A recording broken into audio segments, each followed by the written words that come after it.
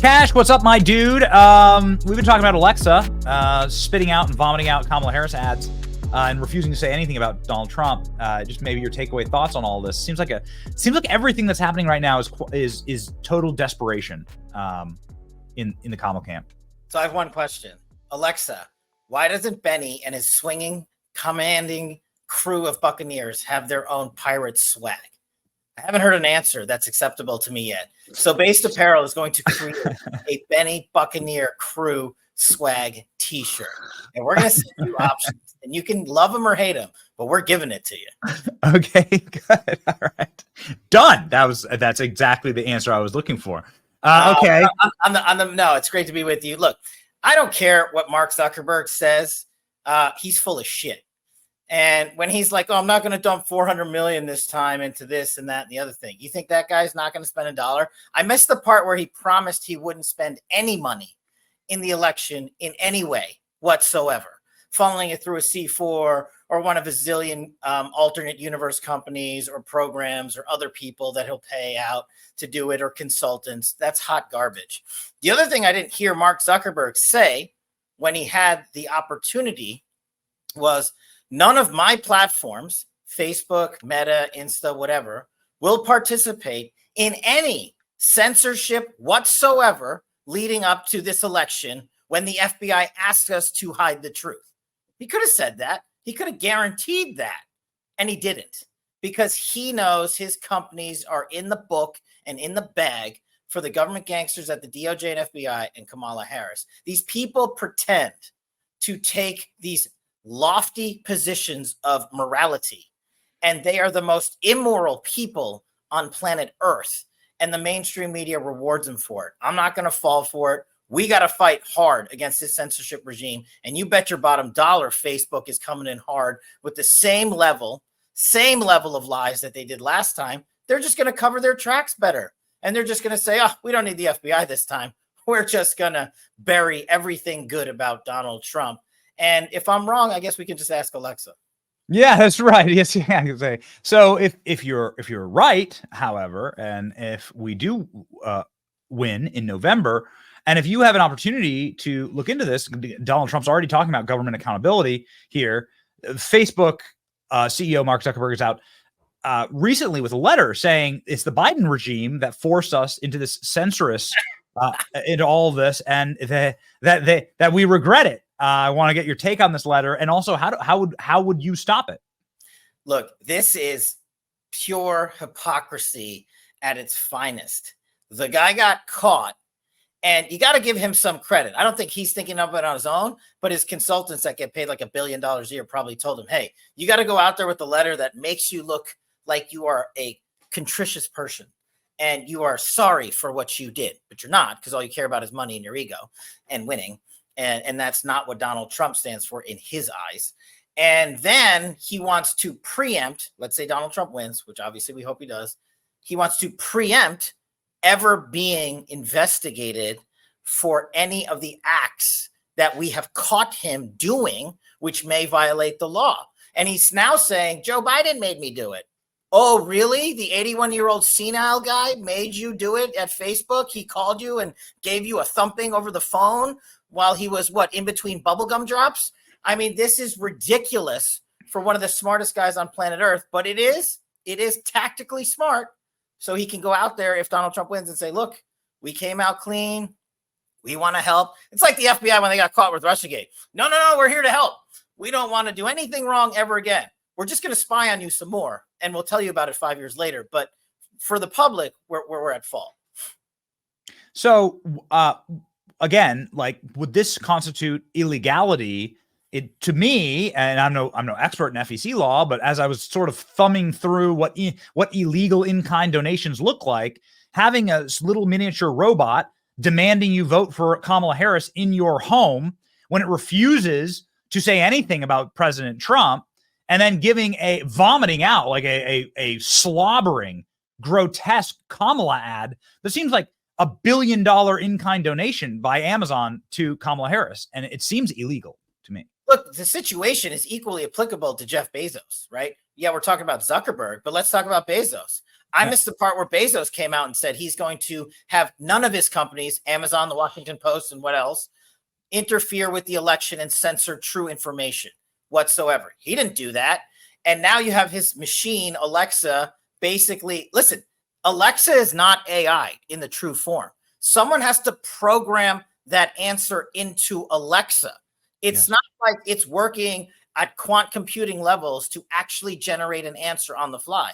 Some goober at Amazon has to program that answer in there. And so somebody intentionally put that answer in there with the specific purpose of having a distinction between Trump and Harris. And I don't know if it's illegal or not, but here's the kicker, Benny.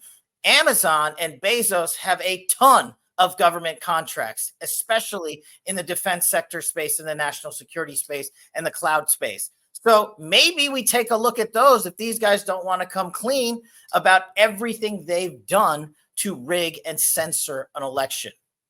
You mentioned something with Zuckerberg, and Amazon was immediate to like not apologize, but to just say, "Oh, it was an error. We fixed the error." It's amazing how the errors only ever go against President Trump. But you mentioned something that I thought was a little fascinating, and our friend Charlie Kirk sort of touched on this as well, which is why would they be so contritious? Why would they be even writing these letters, which are an admission of guilt? It is an admission of guilt. We did do this. It was wrong. We censored true information about Hunter Biden's laptop, right? For instance, just one of many. So why would they be doing that if they didn't think Donald Trump was going to win? Well, I think they're hedging their bets. Look, tactically, these people aren't stupid.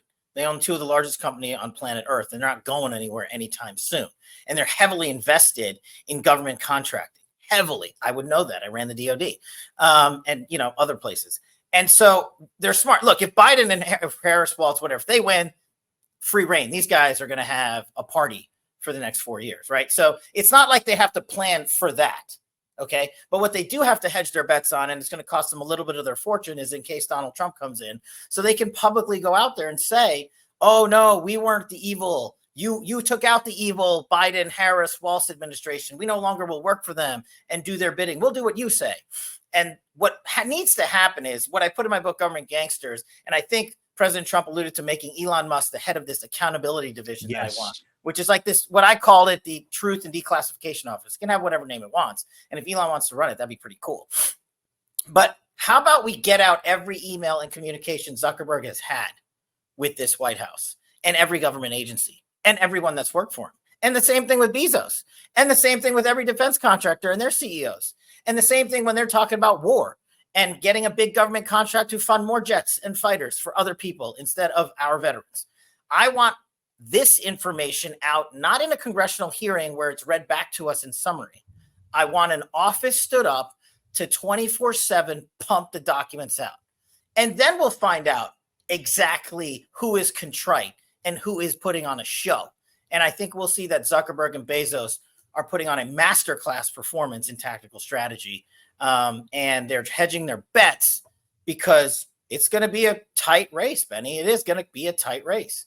Yeah, it does seem like such a bad bet, however, to insult and just spit in the face of hundreds of millions of your customers. I believe that there are hundreds of millions of people that would classify themselves as America first. And those people use Amazon and they drink Bud Light and they, ride, maybe they don't drink Bud Light anymore, but they ride Harleys and they use John Deere's. And it's like, what is this moment? How do we get out of this moment? It does seem like we're maybe on the winning side of it now, Kash. Perhaps you have a different opinion. How do we get to this moment where like all of these commodities that we use are turning against us and taking our dollars and weaponizing them against their own customers? It's suicidal. It seems. One, they've been doing it for years. Okay, remember, 400 million from Facebook alone when they worked directly with the election integrity office that Chris Wray's FBI stood up to censor information and sent the former general counsel, James Baker, who wrote the bogus FISA against Donald Trump, to be the number 2 at Twitter until I told Elon this guy's operating your ship and he canned him. I mean, you can't make this stuff up. Seriously. So they've been doing it for years. But the answer to your question, it's going to sting. The reason they're still here is because we allow it. The reason they're still there is because people still buy stuff on Amazon. The reason they're still there is because people are saturated with Facebook and Instagram. And I don't even know how to sign on to half these things. But the point is, you can't have it both ways. If you want to put out the truth and what these people are doing about censorship in our elections, and you want them to not succeed, then you have to get off their platforms. I'm not here advocating for you to do that. I'm just telling people in the audience, this is the reality. This is how we got here. This is why we're still here. This is why Alexa in October or September of 2024 is telling you that Donald Trump is bad and Walz and Harris are good. Yes. Because they have your audience, they have your money, and they know you're not leaving. And that's the harsh reality. I don't know how to fix it, Benny. I really don't. And again, I'm not advocating people jump off these things. I'm just saying that's why it's still there. I think that maybe, and we appreciate that take because it is important to fight where the battlefields are, right? It is not, you can't like take and cloister your army away from the actual battle. I think we're on most of these platforms, or even on TikTok, because it's important to like be where the battle is. You automatically lose if you don't show up to the battlefield. So 100%. That's so that's what we're doing. But what you're saying is that if Donald Trump wins, Elon Musk takes over this government accountability board, that Mark Zuckerberg and Jeff Bezos had better be expecting some subpoenas. Well, I think the subpoenas would have to come from Congress, but yeah, they should. And why wouldn't they want to comply now that we have their letters and their public positions before the election saying, look at what we did, we messed up, and we want to be totally open. Okay, well, let's take your invitation. So what we got to do right between now and then is win. And look, I tried to get on these other platforms. Look, my publicist tried to get me on TikTok. We spent 2 weeks on TikTok and they would never verify my account. We literally went to the top of TikTok and said, hey, you do this for all of Trump's surrogates and senior advisors. Why won't you do it for Kash? Stonewalled. So we got off. So we tried, like you're saying, you got to get to where the battle is. Yes. But sometimes these guys won't even let you on their battlefield. That's what TikTok did to me. And that's just me. I'm not saying don't go have the fight. Have the fight. But remember, if and when we win, then we can fix it. So we're never here again. So we just brought up, our sort of white pill of the day. We brought up some Rasmussen polling and then also a photo of Tim Walz's family, allegedly every member of his family in a photo endorsing President Trump, along with his brother, who says that Tim Walz is not the kind of guy that you want running the country. This is relatively devastating, considering the fact that you are a Trump spokesperson. The campaign's thoughts on this? Well, Trump speaks for Trump, but I will say, Benny, I never thought you would be such a CCP AI prostitute. That is an AI image. It can't be real. No, I don't think I'd make a good prostitute. Honestly, I think I'd go broke pretty quick. So look, that photo is one of the most powerful images I've seen of the campaign. It really is. It's taken the vice president of the other side and his immediate family. Remember when they tried to do this to Trump back in the day? They were like, his aunt from his third sister on his second wife's half brother's second cousin wrote a book about Trump. Yeah, that's right. Whoa, oh my God. You got Tim Walz's brother and their immediate family wearing Walz for Trump t-shirts in front of a Trump Take America Back poster or flag. That is really powerful stuff. And I hope we see that. I hope you find them, Benny. I heard your intro. I hope you bring them on the show. Yes. I hope they go on the campaign trail. Yeah. This is what America needs to see and hear. Who knows this guy better than his brother and sister and immediate family? You obviously have the presidency here. I think you talk like daily. Like you would advise Trump to bring Tim Walz's family on the trail, like bring him up on stage. Use them everywhere. If they're willing to do it, my advice is just, it's not going to change if I'm talking to him in private. Like, look at this photo. It's pretty rad. So talk us through. So Kash, I want to get to 2 or 3 more quick things. Talk us through the end of the election. You said we're in a fight for our lives, very close race. What are you seeing internally from the campaign strategy for the next 60 days?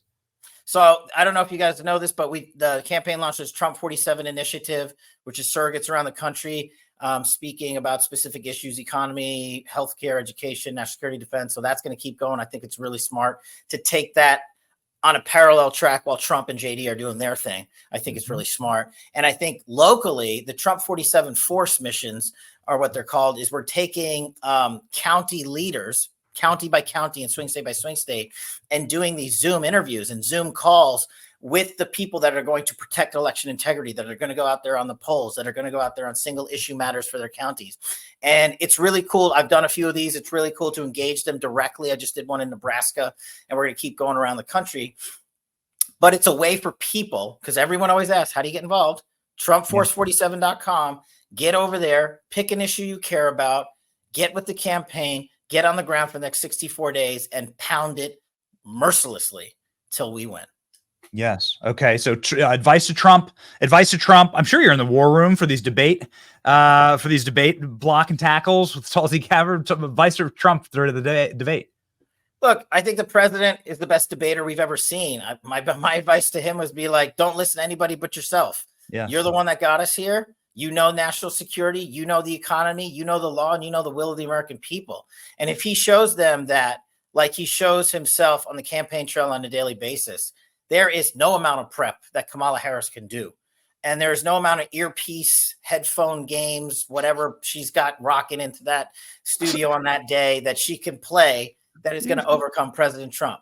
You think she's going to wear an earpiece? She's going to wear an earpiece for the debate? I mean, she might wear, like the, I don't know, what's it called? The Deadbeats headsets or whatever. I'm not hip.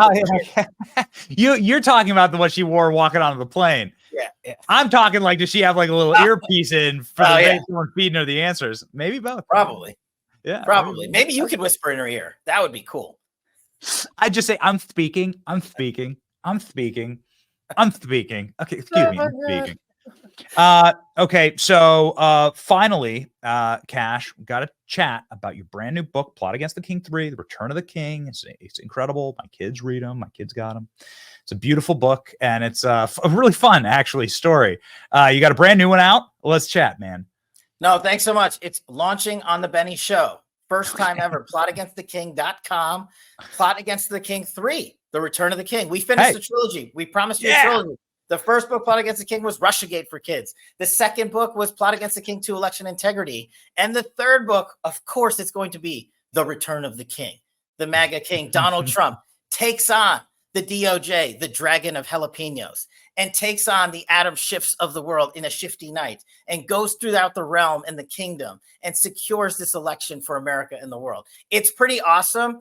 And what's even more spectacular about these books, and you can get the trilogy at theplotagainsttheking.com and signed copies of the new one, which is releasing literally today on Benny's show. So we thank you for letting us do that and help educate your communities and your children on facts. Because here's the thing.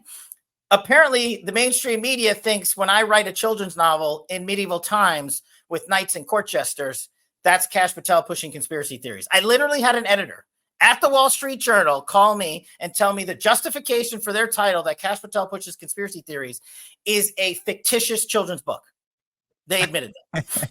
So if we're going to take it as gospel, then let's run with it. And why don't you have the trilogy, The Plot Against the King?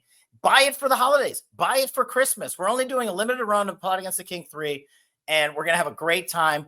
The cartoon characters and the illustrations are amazing. We snuck in a sleepy old Joe Biden, and we put it in an up-to-date form with Queen Kamala instead of Queen Hillary. Okay. Please tell Trump to use a communist Kamala, not comrade Kamala, because he's calling her a friend. Okay, he's calling her a friend. No, call her communist Kamala. And yeah, that debate, man, that debate's going to be absolutely bonkers. Do you think, in closing here, Kash, do you think she'll bring her foghorn leghorn accent to the debate? Do you think she'll suddenly get like this, Gone with the Wind, extra in like Gone with the Wind, like style, Southern vernacular in the debate? Do you think she'll bust out that accent? It's very special. No, I think she's going to go full-blown British Raj to track back to her Indian roots, to get the brown people really on her side and start rocking that QE2 accent. Who knows what she's going to bring? She could bring the whole army of miscreants that are behind her. And the main thing that Americans are going to see is the subject matter thumping by Donald Trump on the issues that we care about. I want a secure border. I want our veterans protected. I want law enforcement and cops and teachers first. I want safe schools. I want drugs out of America. And I want the never-ending wars to end. She has yet to say one thing about any of those issues while she's been vice president that has improved any of those issues. Yeah.